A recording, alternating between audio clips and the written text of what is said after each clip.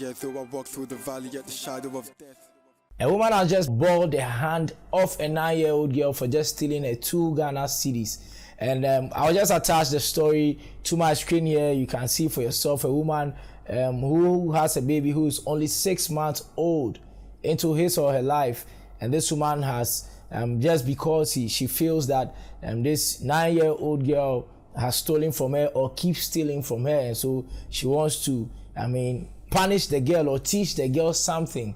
And then in doing this, the woman has just bowled the hand of the girl, taking the girl's hand, cooked water by herself, taking the girl's hand, dipped it into the water, and then you can see that she has totally destroyed the girl's hand, in the extent that if you watch the video for yourself, which I may not be able to show here because it's very gruesome, and then you realize that the hand is in a very bad state, and they try to treat this sore by themselves, by the woman by herself for about 3 weeks, even worsening the case. And so if you look at the girl's hand now, it looks like it is unrepairable. It looks like, it can't be salvaged. It looks very, very terrible and very, very bad. And so for me, in my, on my channel, what I want to do is I want to ask, how is this possible? Because in one of the stories, I heard that this man was an elder or a pastor in his church. And then so you can imagine a pastor's wife or the elder's wife who is doing this to somebody. And you want to ask yourself, how can a human being do this to another human being?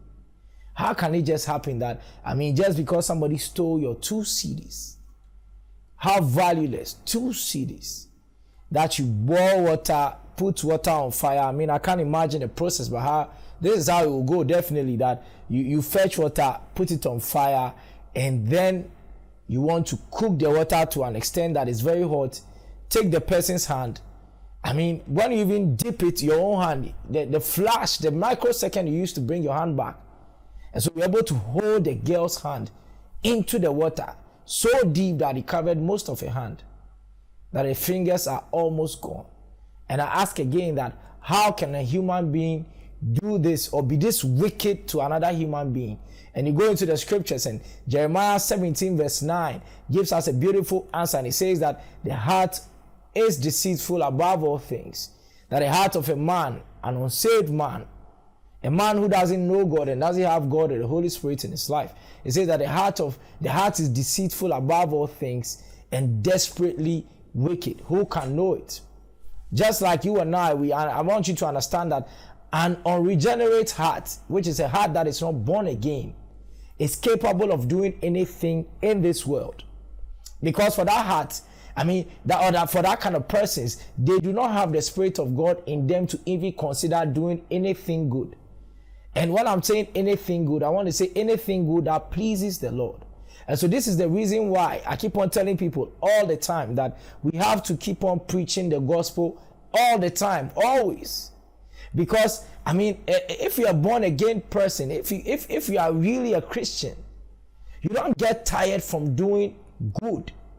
You don't get tired from doing the things that please the Lord. You don't get tired from working according to godliness and righteousness, even when it goes against you sometimes. Because your interest here is that you want to please God in everything that you do.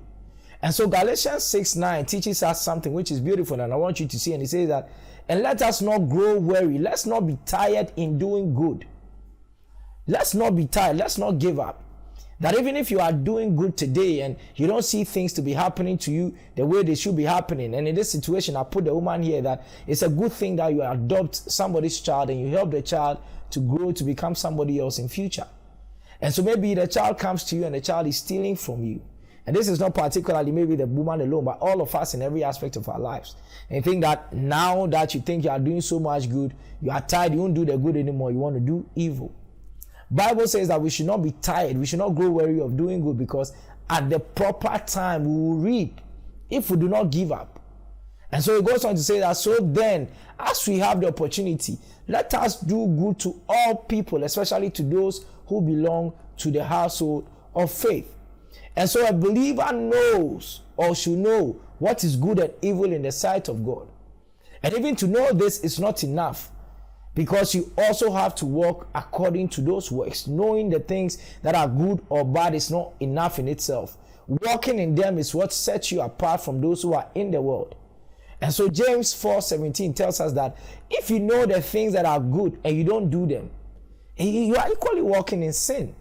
And so this woman in her heart, if indeed she knew that she was going to sin by hurting this girl to this extent, and she did it anyway, can you also agree with me or tell me that this woman is a Christian? I don't think it is, because if you vehemently or you blatantly know that this thing will not please God, but you do them anyway, I have to question you whether indeed you have the Spirit of God in you, because the Spirit of God in you is going to direct you to do the things that please God.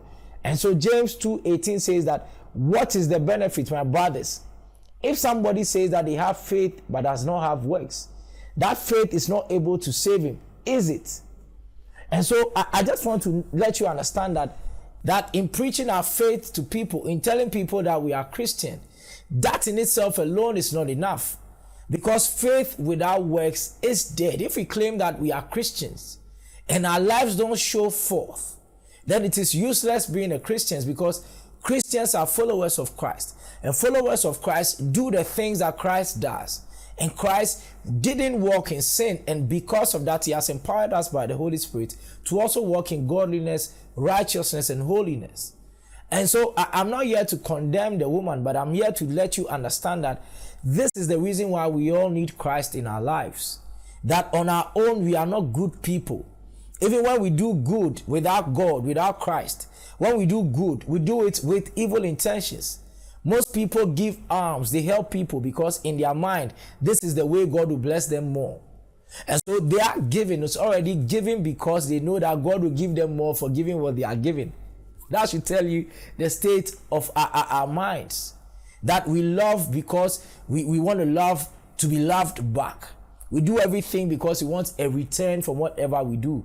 But this is not what Christ did for us. Christ died on the cross when we deserved to die on the cross. He took our punishment on himself when he lived a sinless life. And so we who were sins, he took our place that we will take up his righteousness. And this is what I'm preaching to you today, that all of us need Christ in our lives. That this Christ, when we receive him, we shouldn't let it just stay, but we should work out our salvation with fear and trembling. We should run it like a race with the intention to win. Ask God to reward all of us at the end of it all. And so I hope that this video blesses your life, and I hope that it encourages you to walk according to the things that God has called us for, that we are exemplary people, that we are people who walk by example, that people look at us and they see Christ in our lives. This is the same way that the early church lived, and people saw them and people said that these people walk like Christ, these people are like Christ, these people are Christians. And so I hope that this video blesses your life. I'll see you on the next one. Take care of yourself, and bye-bye.